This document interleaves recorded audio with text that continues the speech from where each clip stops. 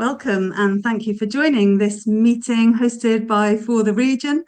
Today we're talking about the circular economy, and we've had over 100 people register their interest in this discussion this afternoon, talking about South West Wales's circular economy, what's happening, what the opportunities are, what people are doing and businesses and organisations are doing to strengthen our circular economy, and what we think is needed and how we might collaborate to really develop circular economy principles and practices across South West Wales. These conversations bring together a diverse mix of people from communities and community organisations and the third sector, businesses and entrepreneurs and enterprises in this space, as well as strategic partners. I know we've got colleagues on the call from Welsh Government, from our local authorities, and from other strategic organisations, all of whom are united in this drive towards a more sustainable way of life and way of work for Wales and for our region. And we think that conversations like this are a great opportunity to bring together all those different voices and really co-create our shared vision and priorities for the circular economy. This transition away from the consumer economy and towards an economy that actually serves our well-being is going to take many forms, and it is happening across South Wales, across Wales as a whole, and across the world. Not fast enough. There's a huge amount of work to do, and we can talk about the circular economy in terms of what we can all do as individuals, and perhaps what we can do through collaboration on a regional level. But of course, this is a massive global challenge, and the world is in huge overshoot in terms of its material use and resource consumption. And we can think about key sectors, key systems that contribute to that overshoot of resource use, from the built environment to our food and farming sector, manufacturing and consumption of goods. That is where there's a huge wastage of materials and so much opportunity to do better personally and collectively. So there's a huge amount to get into, and we're really hoping to hear your voices on this call. The question I'd like us to start today's conversation with is, where do you personally feel motivated or empowered to play a part in the circular economy? So, only briefly, I talked a little bit about my business, which is obviously a heating company where our primary driver is to fix things. So he reminded me, it's very much the circular economy. And basically what we said was that it depended on what you were doing at the time and what hat you were wearing, actually, to the degree of impact you felt that you could have and connection with the circular economy. And one of the good news stories that I was really proud to share is the huge success that we've had with our community bus in my role as a community councillor in Bishopston, and it's actually taken over my life at the moment, because we're on our third bus now. We've had to have three upgrades in a very short space of time, and also we had Layla Lucas, who can talk for herself, obviously, but was really interested to hear because she runs a repair cafe in Llanelli, and I think that there's probably some merit in having a look at that and seeing if our community shed partners would like to take that up in the community council, so that we can get people actually fixing things and other people bringing things. And so it was a very positive discussion. So just when I'm in these sorts of conversations, I always like to raise this, and I raised it in the chat room, is that for private sector organizations, a lot of people here don't underestimate the power of the third sector and the public sector. A lot of our good work that's going on in circular economy here at Bluestone, we're doing quite a lot of good stuff. Long way to go to be perfect, guarantee you that, but there's a lot of good stuff going on, and a lot of the good stuff we do is in partnership with the local third sector and public sector organizations, community groups and things. Having worked in the third sector for 16 years before I came to Bluestone, I know well that a third sector organization values everything they get Even if you think it might be waste or it might not have another life, there's not a lot that a third sector organization can't do with almost anything, or they'll know somebody that could utilize it and give it another life, or upcycle it, or create a way to give it an added value that could be resold and keep it in the economy. So just don't underestimate, when you think, oh my God, I don't know what to do with this thing, or these things that we've got, always think third sector, always think public sector, and engage with any groups locally that are working on circular economy, because you'll probably find a great outlet for your what was waste, but doesn't have to be. Yeah, we spent most of the time in our group just explaining what we do, I guess, and partly the motivations. There were two colleagues from universities who were supporting businesses, and also somebody from a business. But something that I raised just at the end, quickly towards the end, is about sort of circular economy skills and recruiting people. So, one of my passions, I suppose, is to get everyone up to a good level of understanding about circular economy, resource efficiency, net zero, and then particularly making sure that the right skills or skill courses are offered. So there was a very useful comment from Amy. Hope she doesn't mind me mentioning it. That she finds networking and events, for example, promoting the availability of apprenticeships, to be really useful. And she's going on a carbon literacy course soon, which was music to my ears. So it's that sort of thing, and also about how do we attract, good people into our businesses who are circular economy and carbon literate. Yeah, so something to work with schools, I guess, and that side of thing. Big role for government there, obviously, but I'm really keen to hear people's views if there's time on this event. So thank you. Thanks, Andy. Andy's joining us from Welsh Government, where he is doing fantastic work keeping Wales ahead of the game in the development of the circular economy and the mission to recycle and reduce our resource use. Great to have you on the call, Andy. Who else would like to share from a personal perspective? I was thinking, because the question was very much framed on a personal level, and I'm lucky enough to have 3 young children, and it's always been a personal journey of how I, as an individual, can take my decisions more seriously about what I do, reuse, repurpose, recycle, my purchasing choices, and I've realised just over the recent months how much I can influence my children. I think I always knew that, but actually with our own children, how much we can be an influence on their decisions as well. And my daughter was so proud. She recently entered a big science competition in the country all about recycling and reuse, and made a website and different videos, and she only went and won it which is amazing. And it just really gave me that kind of sense of, yes, actually the people with that, in our homes, our family, our loved ones, are ones that we can very much kind of work together to all be on that journey together. And at that, I see Andy's hand back up, so I didn't know whether you wanted to say anything. I think he means to clap for this that. time I did actually mean the clap. Oh, brilliant. Yeah, that's such a great point, Lydia, isn't it? And I would also say that it probably works both ways.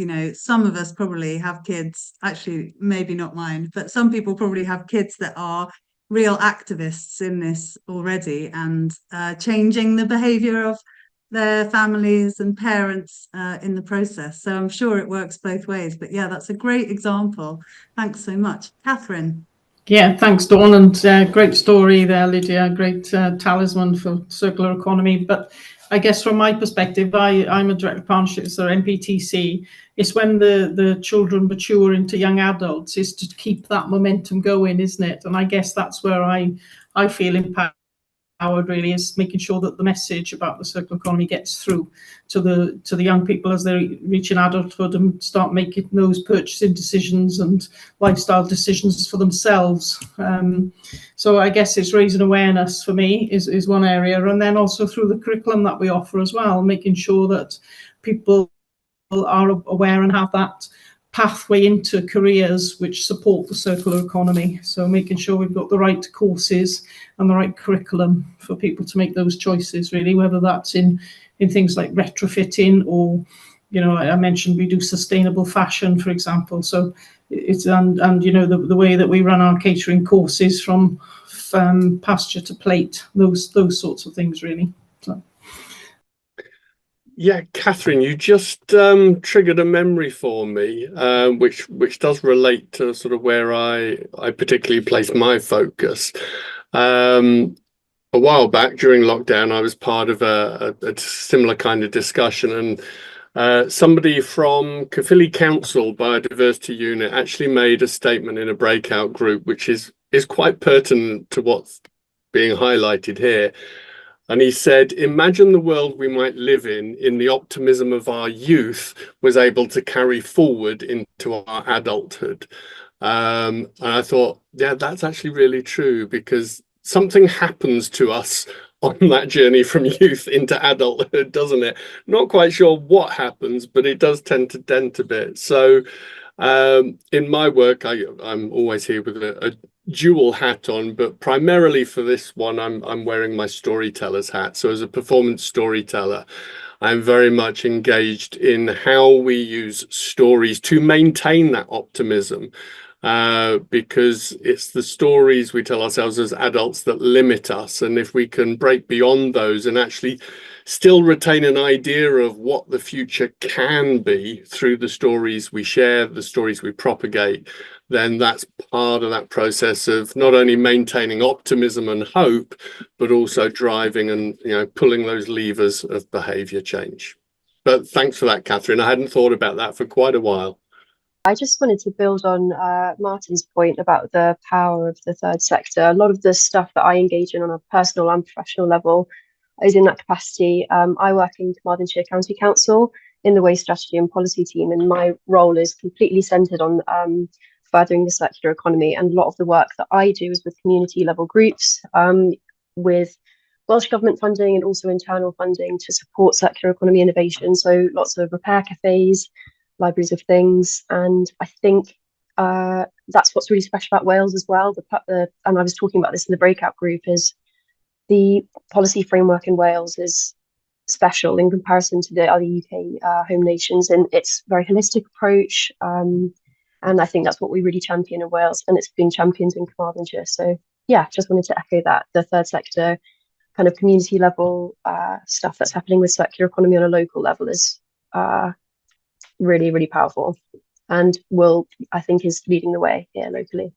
We had a real mix. So we had people from kind of business, and then we also had a graduate as well. So really kind of interesting perspective and kind of how much support and funding I think there is within kind of Wales compared to, you know, the rest of the UK. But just on a professional kind of level. So we're the kind of the ARCS team. So we're a program based out of Swansea University. And we essentially kind of support businesses to build, develop and implement some of the decarbonisation plans. And we've had some really kind of interesting projects, and obviously available to kind of work with other businesses, looking at kind of circular principles and kind of metrics and how they can be applied. That sounds really great. What sort of projects? Give us one example. Yeah, so we've got a few. So we're working with a business who actually takes beach plastic. So they look to recycle beach plastic and kind of create different products kind of with a longer shelf life. And yeah, they're doing some really cool stuff around different beaches, and yeah, kind of gaining some traction as well. So we help with the technical side.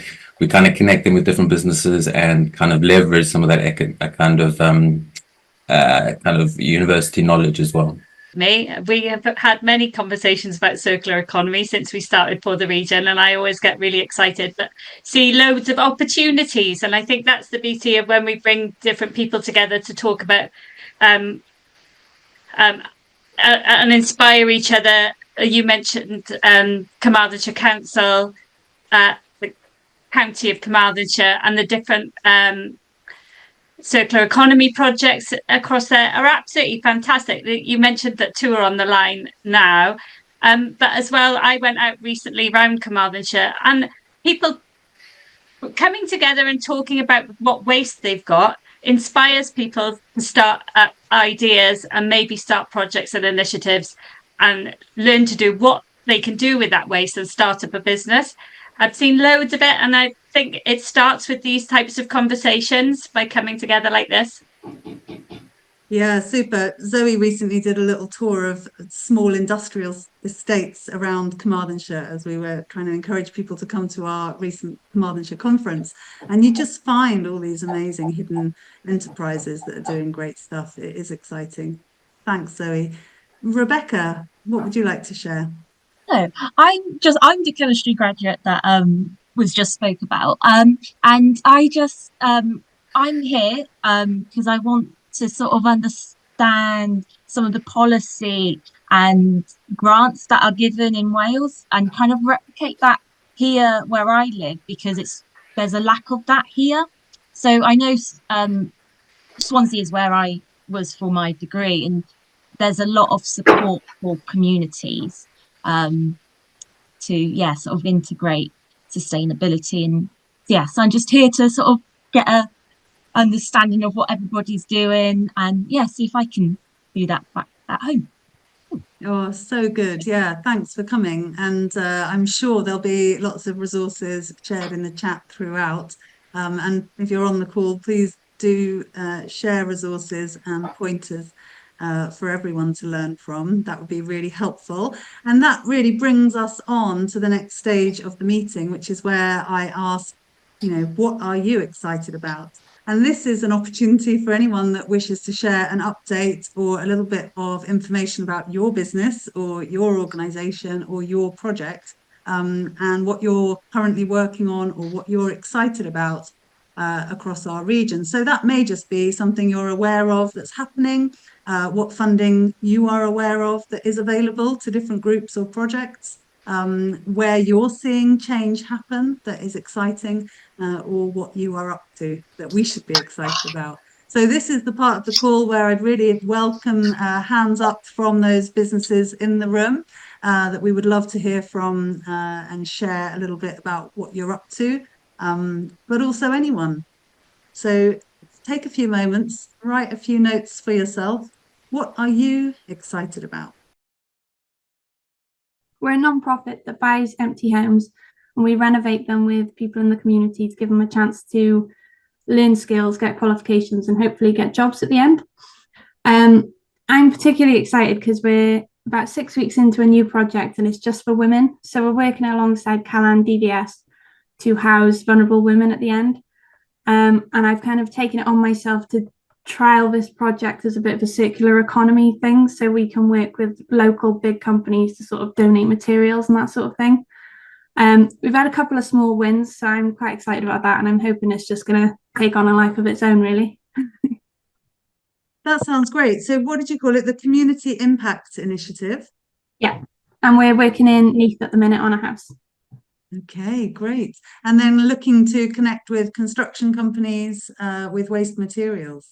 Yeah, in an ideal world, I feel like they get rid of so many materials at the end of a project. In my eyes, I feel like they could just bring it to me and I'll look after it for them. So yeah. How big's your warehouse? Yeah, we've talked about that. We've talked about that on these calls before, that the built environment is one of the biggest drivers of wasted materials and material use, and such an opportunity to put those waste materials to much better use. So thanks for highlighting your project, and do share details in the chat. Louise, what would you like to share? What are you excited about? So I work for Virgin Media O2, and I'm circular economy manager there. And we're just kind of building up a strategy around circular economy at the moment. But actually, we've already had a bit of an impact in the region. So before I joined, there was money allocated from our Time After Time fund to the Bright Sparks project in Llanelli. And I visited the project, and at the moment, or over the last month or so, I think the guys have been putting together a bit of a report on what impact that project's had. So I'm really excited to see that, because we're kind of at the critical stage of, are we going to scale up these projects? What are we going to do with them in the future? We've got another 8 kind of, effectively they're grassroots community projects that look at kind of repair, reduction of consumption, but also kind of getting children and adults interested in the skills needed to repair some of these items. So that for me feels really exciting, like broadening the reach of those projects. And then also, you know, unbeknown to me, and I think we need to get better at shouting about it, you know, we do things like we support the National Data Bank. So if people can't afford data for mobile phones, it's not necessarily circular economy, but, you know, we're taking a sort of holistic approach at supporting people to get things that they need. It is around providing free data, and we're also looking at device banks as well. So how do we get devices out to people who need them? So yeah, really keen. I'm based in Swansea. Obviously our business is based nationwide, but I'm really keen to kind of build connections, and, you know, there's a need in Wales. So how do we help address that? Great to meet you, and please share the name of your organisation again. Virgin Media O2. Ah, Virgin Media, interesting. Yeah. The device bank idea is really important, and you can get such great refurbished devices. No one ever need buy a new mobile phone, and I agree. One way to make a big difference. Yeah, and you mentioned the Bright Sparks project, really fantastic example there of getting young people involved in fixing old electronic devices and then donating those back into the community. So as you mentioned there, it'd be interesting to hear the report of the outcomes and impact. Yeah, we'll share it. Great. Well, I think, actually, just on that note, I think the other thing that's really important is we've got this kind of network of nationwide projects, you know, and again, can we help or be a supporter in kind of convening the results of those projects so that there's kind of shared learning? So I know, for example, you know, James had a great inventory method for kind of tracking all the devices that came in that were being repaired. Well, that might be useful for other projects in other parts of the country or other areas of Wales. So how do we try and convene all of that and share that knowledge with people's permission, obviously? Yeah, that's a really so yeah, that important excites me. Look, yeah, it's the connections, isn't it? The connections and the learnings. Yeah, learning from each other and sharing what we've learned, but also getting inspired about what others have managed to achieve. Thanks, Louise. And Paul, what are you excited about? Really, there's a number of projects that we're doing at the moment. I run the Centre for Sustainable Aquatic Research at Swansea University. And I just wanted to maybe highlight a few of them in case there's anybody on the call or people within your networks that might benefit or would like to get involved or have similar, I don't know, areas that they might want to try and, you know, find a group of people to work together afterwards. So I wanted to say the sort of area that we're looking at the moment, we're trying to bring people together to look at ways to tackle the pollution that's in the rivers within Wales or the UK as a whole.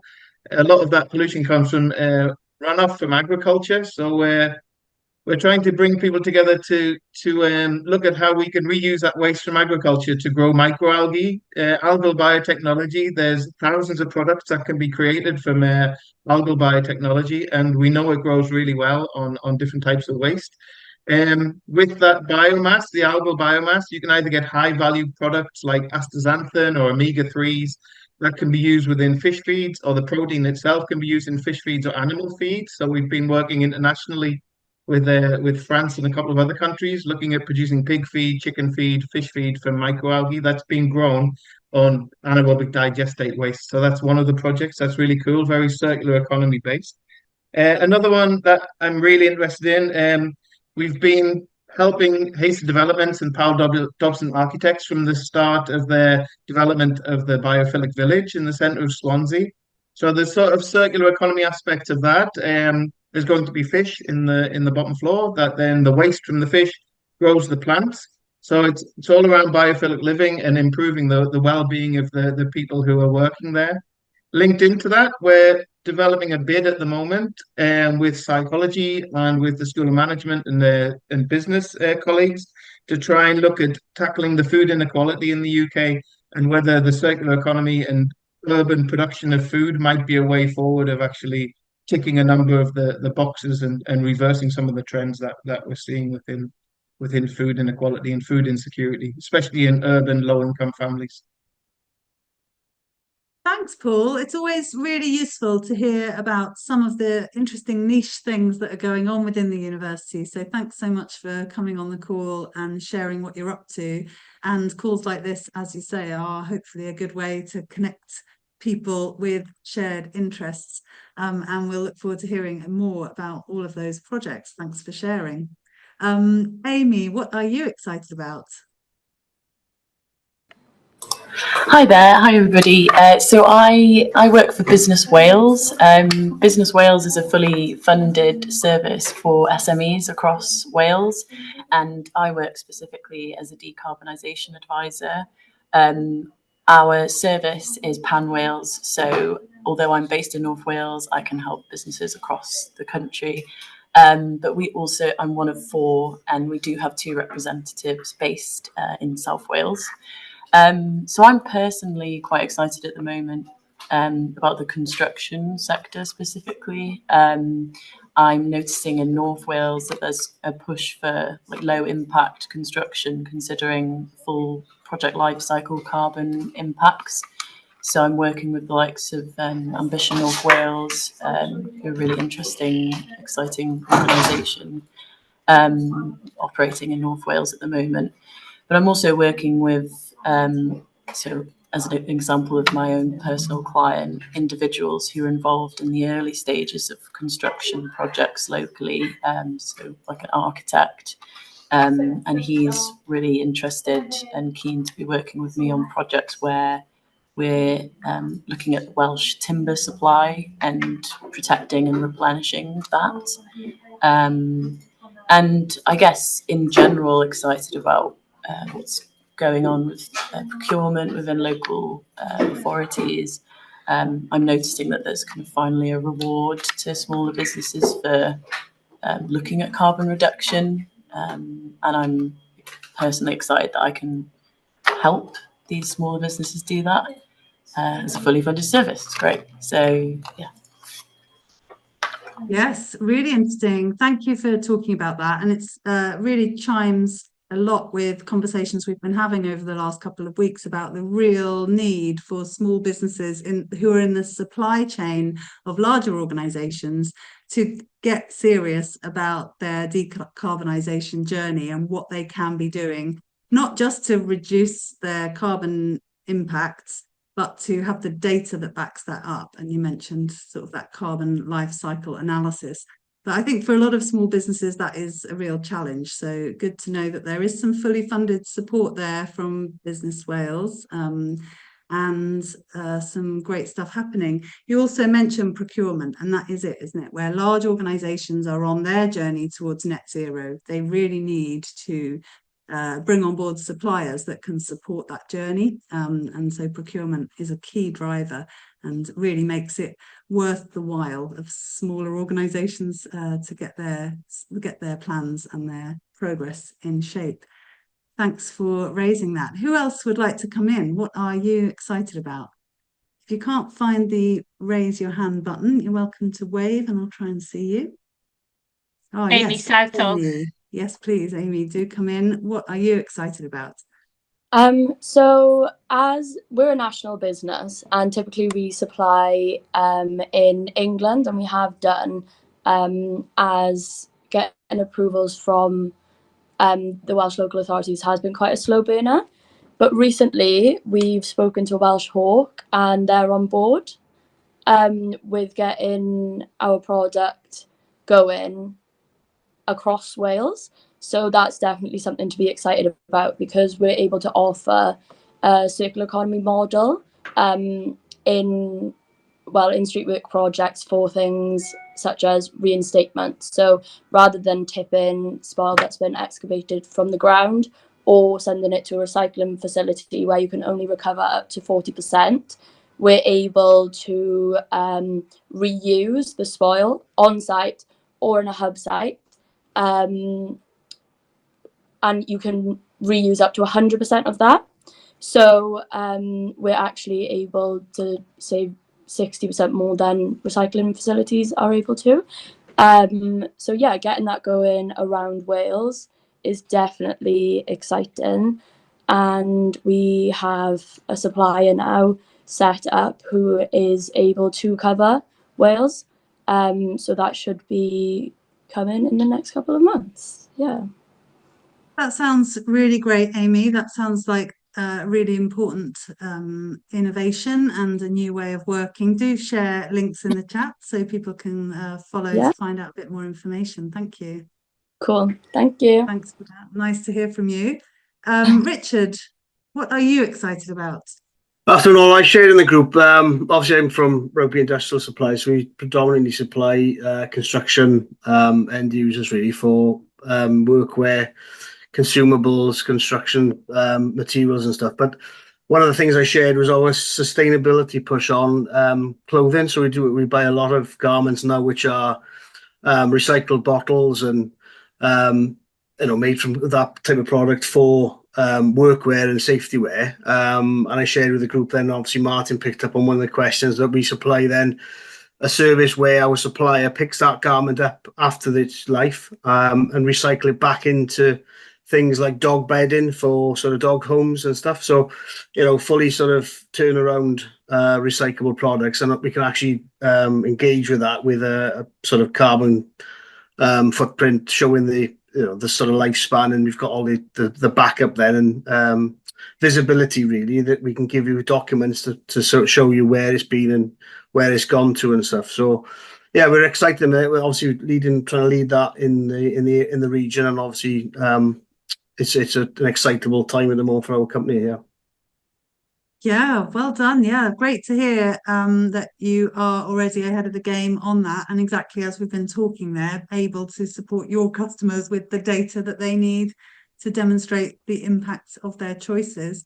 And again, please do share links in the chat to tell us a bit more about those different materials that you're using and some of those case studies. Yeah. Will do, thanks. Thanks, Richard. Who else would like to share? What are you excited about? Perhaps you're aware of an amazing circular economy business in our region that you'd like to draw attention to, or a community project that you're aware of or involved in. What are you excited about? I work on the ARCS programme with Max and Merden, and we're in a really great position because we get to work with so many different companies. So it's really nice to see different companies doing different circular things across the region, which is like a real privilege for me, I think. And I think from that, the thing I'm actually most excited about is that we have so many companies that are starting to scale their operations. So they're already doing really great work in Wales, but they're really looking at how they can take their products national and create something bigger and kind of spread that knowledge that they already have and take it outside of Wales. So one company that we're working with at the moment is called Green Up Farm, and they are a vertical farm, so they grow everything inside, and they make micro herbs for restaurants. So if you have a look at their website, I'll show it in the chat. There's a lot of good restaurants around the region. I feel like it's a good way to add restaurants to your go and eat here list. And yeah, they have kind of a fully returnable packaging system. So that's circular and then really low impact operations. And they're looking at how they can scale. So we're supporting with that, which is amazing. And then a couple of other companies. So we're working with a company that does waste baling for festivals. Obviously, huge implications with the recycling guidelines in Wales. And yeah, working with them to see how we can make their kind of waste streams more efficient and help the festival goers sort things early on so that they can make their process better. Again, kind of looking at scaling that across the country, and then another organisation which is just a startup but is already looking at employing more people and different funding from like Innovate UK and that sort of thing is Lux Biotech, who are based down in Neath Port Talbot, back on the kind of water treatment processes. But it's been amazing to see how quickly, if someone has a great idea or a great product, it can actually really expand so quickly. I mean, we've been working with them less than 6 months, probably like 4 months, and they're already looking at, different funding from a national level, which is amazing. I think think there is so much kind of good stuff happening in Wales, and when you can see it really grow and have a wider impact, that's so good. So yeah, I'll share some of those examples in the chat for everyone to have a look at. Yes, please. You've flagged up some really exciting initiatives. And I love what you said there about the sort of opportunity for businesses in this space, that actually there's a huge demand for innovative products, services, and ways of working. And it's exciting to see businesses scale when they're offering something really different. Andy, do you want to come in on some of that? Because we heard mention from Hannah of the new legislation in Wales, and it is a changing picture. Okay. I was going to cover two local businesses who I'm sure are members actually, but they may not be on the call. So I'll cover that in a second. I mean, one of our drivers for the workplace recycling regulations is to get everyone to put their recyclables into separate containers to retain their quality, and that then allows more of that material to be used in Wales and the UK. Whereas if it's commingled, it often gets exported to be sorted elsewhere because the labour costs are cheaper. But if we all do the separation up front, i.e. put it into a separate bin, then that makes it far easier to handle that material and get it back into our manufacturers. We are blessed in Wales to have some very large companies who handle recycling, like Tata, Celsa, trying to think of it. And we're also funding JPLAS to come in and build a very large plastic recycling plant in Swansea. But actually that leads me on to smaller users of Recyclate, some of whom are members. So we've supported Smile Plastics in the past, and they make very high-end sort of designer panels, really decorative panels out of recycled plastic that can be used in office locations, in furniture, you name it. You know, it can be designed out of their plastic sheets, and they can be amazing colours with an amazing story as to where that plastic has come from. And they've won sustainability and design awards in the past. So they've now moved. They were in Crofty, but I think have now moved to Forestbach or somewhere near there. And have enlarged their factory based on support from us. And then secondly, a much smaller micro business is Oseng Rees Reflection, who make again decorative sort of engineered panels for use in buildings. I bought 3 of the panels as a lovely splashback in my kitchen. But Tira, who leads that company, has recently supplied 1.5 tons of recycled glass tiles for a sustainable building in Redruth in Cornwall, which I think will probably be a bit of a, I'm sure if she's on the call, she won't let me saying, a bit of a game changer for her, because as a one-person business, it's always a struggle, to get the money in and do the work, etc., etc. But I think that will raise her profile immensely. So any of you working in construction or on buildings, they are fantastic panels. If you go to the University of Wales Trinity St David's building in SA1, some of her glass panels are on the entrance desk, the office desk there, with light shining through them. So they look amazing, and they've got an amazing sort of circular economy story behind them. So that sort of upcycling, turning a low value waste into a high value product is something that can be done on a smaller scale. Very, very much encourage that. So yeah, all sorts of opportunities. Yeah, thanks. And as you have mentioned there are some key threads in what you've said, not least the role of Welsh Government in supporting these sorts of enterprises to start up and grow. But also, in just mentioning the University of Wales Trinity St David reception desk, it made me think there is such a key role for public organisations and larger companies to support that little to buy these things, procure these things with a fantastic story around them. So for definite, lots of exciting things that can be done. So. Yeah, I imagine that was pretty exhausting for Tyra, making all of those tiles. Indeed. By hand. Yeah, but hopefully that will act as a springboard for her, though, to expand. Also, I don't know if there's anyone from Swansea Council on here, but I've noted that they've got various funds available for businesses, yeah, under the Shared Prosperity Fund. Obviously, who knows what's going to happen with the future government, but I would imagine that money carries on until at least March this financial year. So do have a look at Swansea's website. Perhaps Carmarthenshire have something similar as well. I don't know, but there are all sorts of funds that the councils have at the moment to support business, startups, innovation, etc., as well as Welsh Government Innovation Programme, which I put in the chat as well. The Smart Fizz. I have no idea what Fizz stands for. I must be innovation, flexible innovation supported, I guess. So yeah, and as it, that flexibility, it's on that journey. Was it from levels 1 to 7 in terms of innovation? So they will support everybody on the innovation journey, within reason. Obviously, there's competition for the funding.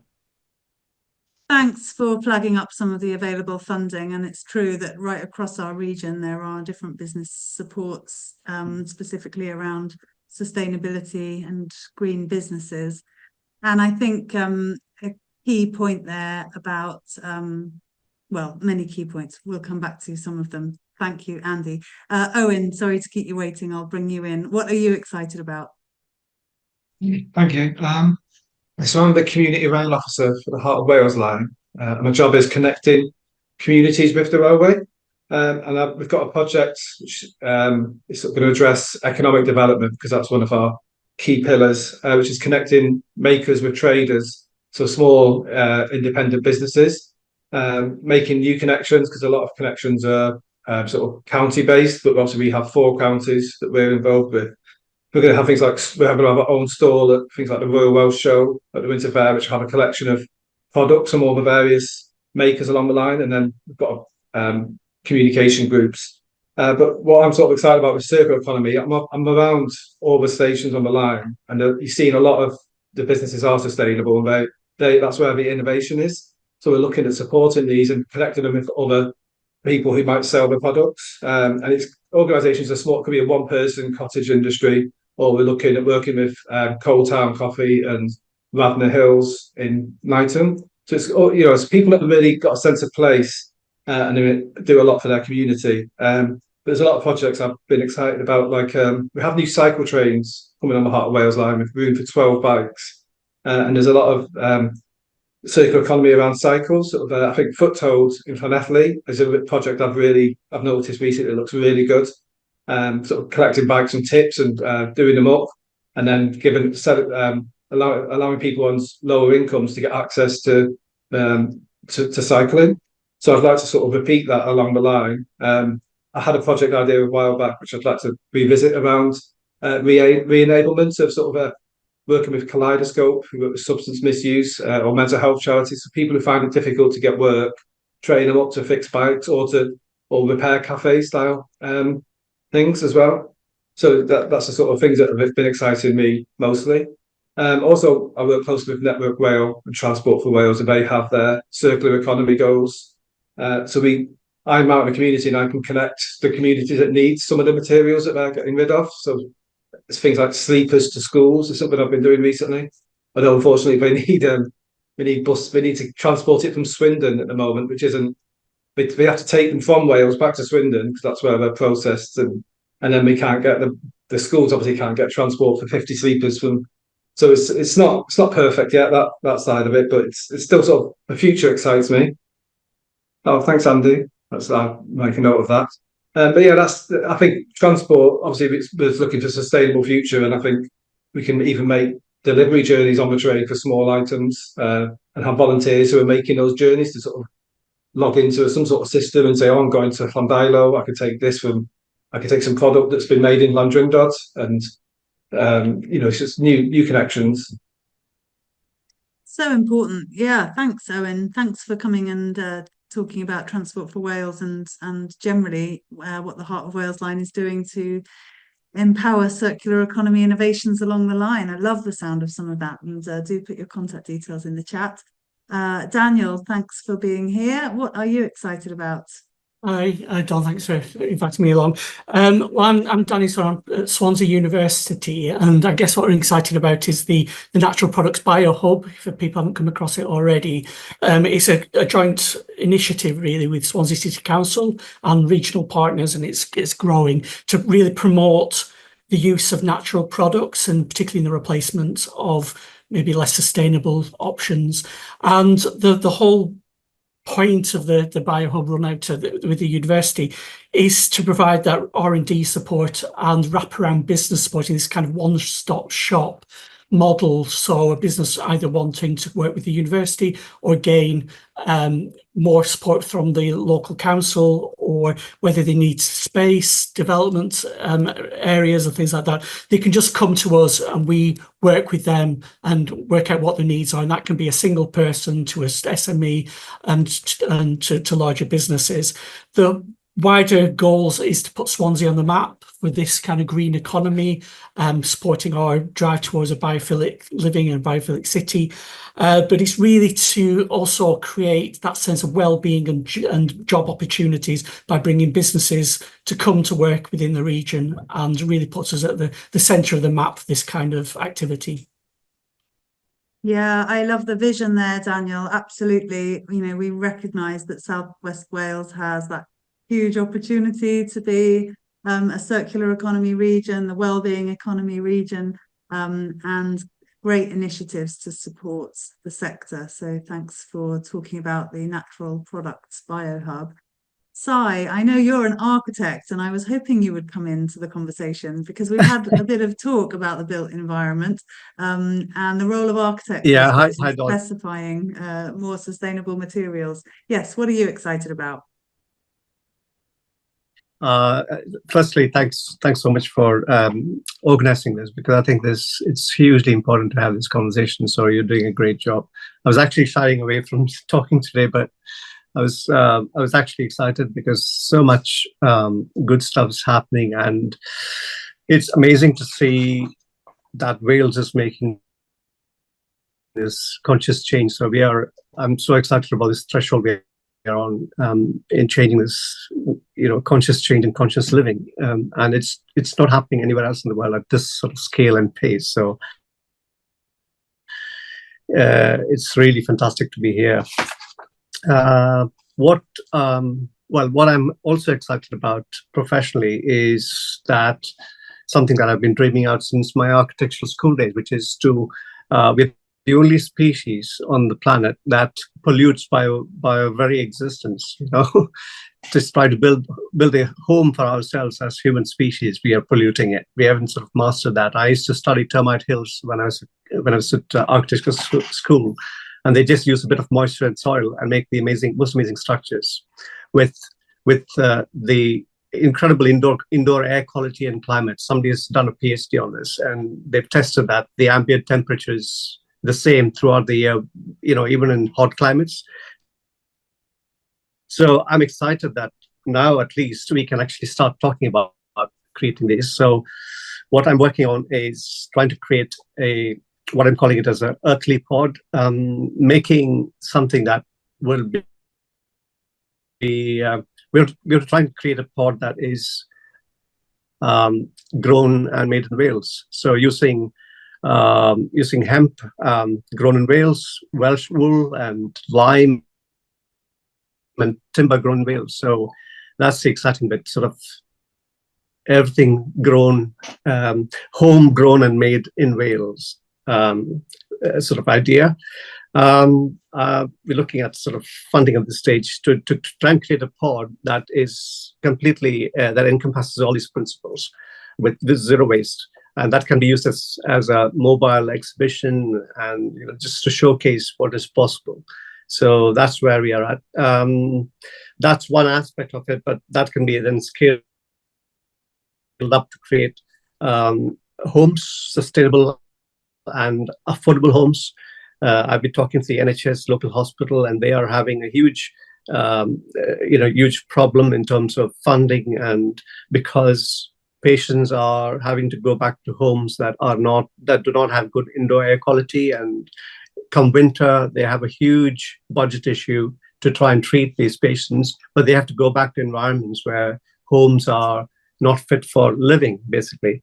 The lungs are clogged up with black mold and so on. So we have looked at using natural building materials in retrofitting homes, and that's a huge area that Wales needs to sort of really gear up. So that's so retrofitting new homes. So these are sort of two areas we're looking at.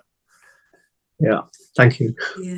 Yeah. So if Thanks, there's any Si. ideas for funding, please let us know, and we'll be very, very happy to get some help. So Yeah, thank you. good. I hope it's true what we've been saying on the call today, that there is funding and support for new ideas to take root in Wales, and this idea of modelling your pods on termite hills is really exciting. So thanks for sharing. And I know Si and myself and others on the call have been enrolled in a Wales programme called CAKE, which is Circular Economy Innovation Communities, led by Swansea University and Cardiff. And that's another great signpost towards a supportive community to help your business find its circular economy direction. So that's where I met Si. So good for making those connections as well. One of the things I'm really Thanks, Dawn. Thanks so much.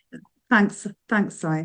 One of the things I'm really passionate about is where are the opportunities for regional collaboration. I think that's the beauty of our network here in South West Wales, a really cross-sector network, but very much place-based, very much saying, okay, what can we do here in our patch, and building those connections between organisations and communities and projects that are happening. So the question's always in my mind is, what can we do together that we can't do on our own? How can we collaborate? What opportunities are there when we're talking to each other across the silos? And we host every year, well, I say every year, the second year coming up soon, the Regional Green Economy Conference and Exhibition, which is taking place in Swansea Arena on Tuesday, the 19th of November. And one of the questions that's in our minds as we plan that event for the second time is, how can that coming together of people and businesses and organisations empower more circularity and more collaboration across South West Wales? So how could we use that platform where we have perhaps 2,000 people from across South West Wales coming and meeting each other? We'll have over 100 local organisations and businesses exhibiting, and hopefully some really impactful panel discussions on the stage, the opportunity to shine a light on some of the great enterprises in our region, and I think a whole breakout session this year about retrofit as a key opportunity area for South West Wales. But how could we design that event in a way that really encourages circularity and collaboration across our region? Grab a pen and have a little think about that question. I don't know how many of you on the call were at the Green Economy Conference last November, but it was a fantastic celebration of all the great stuff that is happening to build a more sustainable economy for South West Wales. So if you were there or if you weren't, I'd love your thoughts. How could we, in designing that event, have you got ideas or suggestions? What would you love to see at the Green Economy Conference this year that could help us to empower and grow our circular economy? Any thoughts? Andy, I can see you're thinking. Yeah, trying to find the hand yet again. It's not easy on here. I don't, just a random thought, and hopefully it's relevant. I went to a business in the community circular economy event a month or two ago in Cardiff, and it was based in the Legal and General office, the brand new huge office as you come out of the station. And they designed that office to be, sustainable as possible. And one of the things they'd done was that they were buying local artwork, or Wales-based artwork from Welsh artists. And you could tell, obviously, Legal and General have got very deep pockets by what they've done in that building. And I just wonder, all those major multinationals now have got all sorts of corporate objectives to support local initiatives, to support the environment. They've got very deep pockets. They procure lots of things. They perhaps don't have to work under the same public procurement rules that us in public sector have to work in. So we can't preferentially give things to local companies unless they happen to offer lots of community benefits or are the cheapest. But anyway, but there are large multinational companies in Southwest Wales. Can you pull some of them in to see how they can support some of the local businesses, who can showcase their products and their services? I don't know. It's just a thought, because it's hard. Some of those examples I gave you earlier, you need those good contracts and people to buy your products. Yeah. And of course, if you're a one-person band and maybe your products aren't as cheap as others, it's always difficult, certainly, to get the public sector to buy it. Yeah. Whereas those large companies do want to support local initiatives and being seen to do that. So I don't know, just a thought. So I know you tend to focus on Welsh Indigenous companies, which is fine, but don't ignore the very, very large companies who altruistically these days do want to do the right thing. So maybe engaging with business in the community and see if they want to partner up with you and they can pull some of their businesses in that that they support and work with, and who want to do the right thing. Which is what business in the community is all about. Just a thought. It's a great thought. Yeah, thanks for that, Andy, and definitely one that we'll follow up on. You're right. We do tend to mainly focus our invitations on Indigenous companies, but you're absolutely right. In that system, we need those larger corporates who want to do the right thing. Yeah, and who've got the money. Empower the local supply chain. And a few sales to them will help companies raise their profile and get a bit of money, obviously. Yeah. So I don't know, just a random thought. Thanks, Andy. Yeah, it's a good one. I appreciate that, and keep them coming. Carl, what do you think? What would you recommend we think about in designing the Green Economy Conference? Oh, you're on mute. Sorry. Oh, you're still on mute there, Carl. Hang on. Yeah, sorry, you're on mute.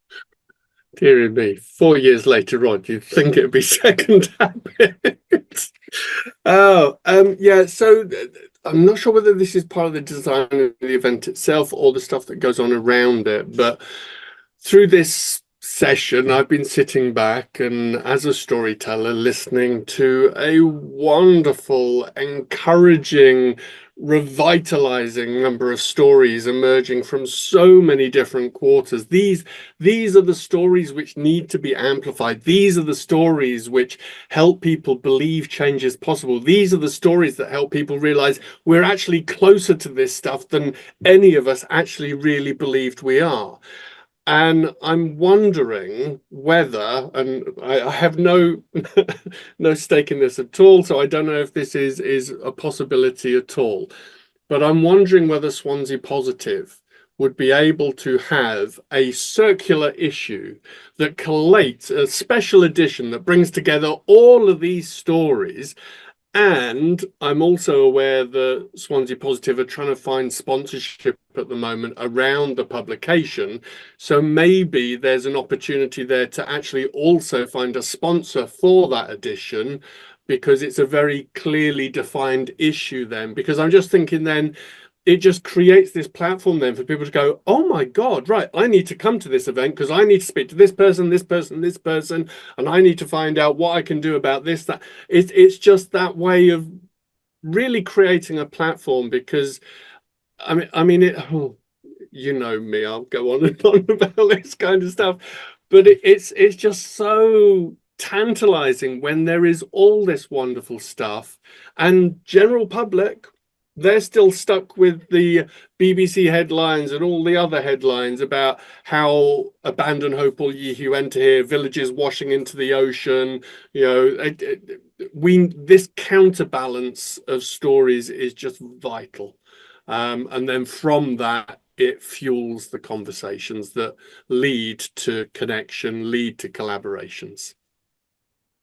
Yeah, well said. Thank you, Carl, for really endorsing the value of what we're doing here collectively in sharing those more positive and empowering updates and stories. And thanks for solving all my business development problems, yes, we are looking for sponsorship for the Swansea Positive, and maybe issues-based editions would be one way in. But if you do know of any local businesses with deep pockets, please send them my way, because we won't be able to print our summer edition if we don't find a sponsor soon. Thanks, Carl, for that. Brilliant. Paul, what would you like to say, either in thinking about our Green Economy Conference or how we can best collaborate here in South West Wales? Have you unmuted there? Yeah, I was just I put a comment in the chat. I attended Taste Wales last year, and they had a brokerage event there which brought together businesses who were selling food products and buyers from, well, international buyers all the way across the world, basically. So I'm just wondering whether there might be that might be something that's worth considering for the next couple of day event, because it might be that there's a number of green or circular economy businesses who have a product and there's buyers who are looking specifically for those types of products. So maybe have a chat with the organisers of Taste Wales and take it from there if it seems like a good idea. Yeah, brilliant. There is something in that, isn't there, about kind of providing a platform for all those smaller suppliers, and bringing in buyers to connect with them. Thank you for that. That is worth following up on, absolutely. And Hannah, I'd love to hear from you. Hi, yeah, so two ideas, one sort of on that theme. So I think you could get companies to like have on their stands signs that say what their input streams are and what their waste streams are, so that then companies can connect together, and if they have waste flows that perhaps another company could utilize, then they can have that conversation, and open up those opportunities to circulate materials before they kind of go to landfill or anything. Find some higher value cycling routes for those. And then the other thing I would do if I was organising the event is to ban all the freebies, because I've been to a lot of these events, not your events in particular, but events across Wales, and I think as businesses there's always a temptation to bring lots of items to get people to come to the table, because we all love the shiny things, but yeah, I think if we make that conscious choice not to have any items, then yeah, that's already a big impact that we can have as companies. Yes, absolutely. And that's on our mind, about how we kind of ban the TAT, or how we use the money that companies might want to spend on TAT and divert that to some of the great makers in our region who are doing stuff with sustainable things. So I think that is a really good one. And I love the idea of somehow engaging with all the exhibitors to highlight their waste streams or potential opportunities. So yeah, great thoughts. Thanks, Hannah. And Daniel, I'd love to hear from you. Hang on. Yeah, just building on for what Hannah and Paul has said actually, that we organise also an annual meeting on integrated pest management, and again it'll be this year on the 2nd and 3rd of September for anybody who's interested in that area. And we do very similar. We brokerage and bring together the technology producers with the technology users. And one of the things that we have observed over the years is actually those events allow the joining together of supply chains. So it's sometimes one business is looking for, whether it's a waste stream or that kind of connection. And it's only until you start bringing different people together do they start talking about what is the supply chain issues, and then how other partners may be able to address that. So I fully endorse what Hannah's saying, and if there's any way to get those ideas together of how to get those people thinking about it. But I think I was there at the meeting last year. There was a lot of end users coming through, and I just wonder how we might be able to capture some of the people who are ultimately going to use this technology to actually engage more actively with what is being talked about and discussed. Yep. Yes, that is the challenge. Yeah, thank you for that insight. And gives us definitely a lot of food for thought. And I really welcome ideas from across our network. If you see opportunities around the Green Economy Conference that you'd like to share with us and perhaps co-design and develop together, we of course welcome that. For the Region is all about collaboration. So please do keep sharing your ideas, and just that small discussion alone demonstrates the value of hearing some new fresh pair of eyes, a fresh perspective on what we're grappling with within the team. So thank you for that. I'm really conscious of time. I'm going to invite my colleague Lydia to say a few words about what it means to be a member of For the Region. Lydia. Thanks, Dawn.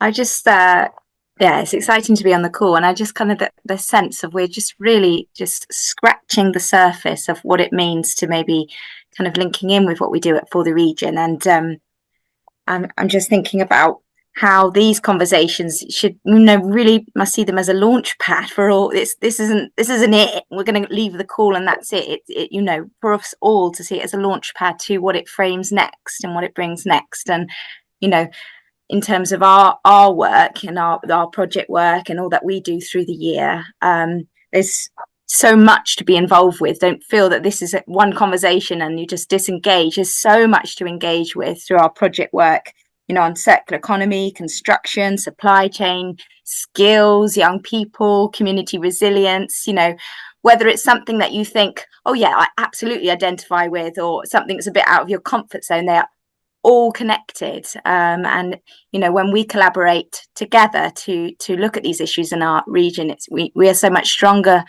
for it. And our conversation today, our events throughout the year, our conferences, our thematic discussions, all that we do, if you didn't know, is funded by our membership. And it's a pledge that businesses and organizations make across the region to support our work. So I guess it's just that question to you today. If you're here and you're not a member of For the Region, your organization, would you join us so that this work and so much that we're doing can be done and continue to grow? That collaboration that we're talking about can continue to grow, and reach out to us. I look after the memberships For the Region. I'm Lydia, as Dawn said, and I'll put my details in the chat. If not, why not? So yeah, let me ask that question. So thanks, Dawn. Thank you so much, Lydia. And final word now to my colleague Zoe. Zoe will give us a little bit of an update on some upcoming things and then perhaps conclude the call. Thanks all. Zoe. Thank you. Stolen my thunder anyway by talking about the Green Economy Conference. That's the big thing that we've got coming up November the 19th. So make sure that that's in your diary. If you haven't already registered to attend, I'll share the information in the chat. Or if you'd like to exhibit, we have some really a range of stands, from table spots to proper shell scheme stands that you'd be available to showcase your products and services or projects. Many of you were there last year, so please make sure you come along again. These meetings are monthly meetings. They happen on the third Thursday of every single month at the same time. It's on the same Zoom link. So if you just want to put the Zoom link in your calendars, then we can see you next third Thursday. Actually, no, we're having August off. So it's the September the 19th. We'll be coming back to talk about transport. So I know a number of you on the call are already involved in the transport sector. So please join us for that conversation. And then in October, again, many of you talked about buying local, and that's the conversation for October. So put that one in your diary as well. Yeah, I think I'll tell you about the next lot next time I see you. Yeah, thanks, Dawn. I think that's about it. Thank you. Oh no, thanks. I've missed you put in the chat the wellbeing economy. Maybe you want to talk about that. Well, I won't because we're running out of time, but I have flagged it. Wellbeing economy is our real passion at the moment. What is that? What are we talking about? We're talking about complete economic system change, moving away from our consumer economy towards this economy that prioritizes other values, and that's what we've been talking about today, and it links into everything we do. So I've shared the Eventbrite link for the Wellbeing Economy Conference, which is the day before the Green Economy Conference. So you might as well just come and stay in Swansea for the 2 days.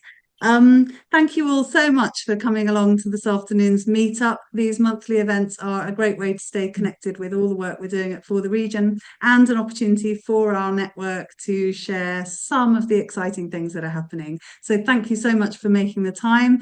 We're taking a month off in August, not a month off, we're working hard behind the scenes, but we'll be back with another monthly meeting in September, and we'll look forward to seeing you then. You can unmute and say goodbye, and in a few seconds I will end the call. So thank you all so much for joining. Bye for now. All right. Thank you. Bye. Thanks. Bye. Thanks, everyone. Bye-bye. Bye. Thank you.